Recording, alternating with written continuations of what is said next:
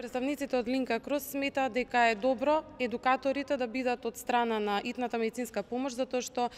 нашите служби непосредно секогаш се сретнуваат во такви ургентни ситуации и сметаат дека нашето искуство во однос на справувањето со ургентни ситуации и одредени постапки ќе им биде доста од полза на лицата од противпожарната бригада, така да јас се надевам дека направивме добра теоретска подготовка на истите и дека понатаму со практичната едукација која што е од страна на колегите ќе добијат една комплетна обука како да се справуваат во итни, односно ургентни ситуации и како да се даде таа прва помош на терен доколку тие пристапат секако први, а во моментот немаат медицинска подкрепа.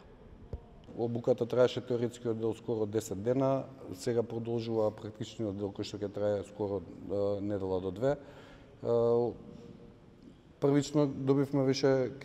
имаме веќе од 2015 од соработката со Линка Крос, имаме веќе обучени 25 парамедици, значи сега ќе добиеме уште нови 25, така да бригадата ќе брои негде со 50 луѓе кои што ќе имаат сертификати за давање на прва помош. Во иднина планирани се и други вакви обуки?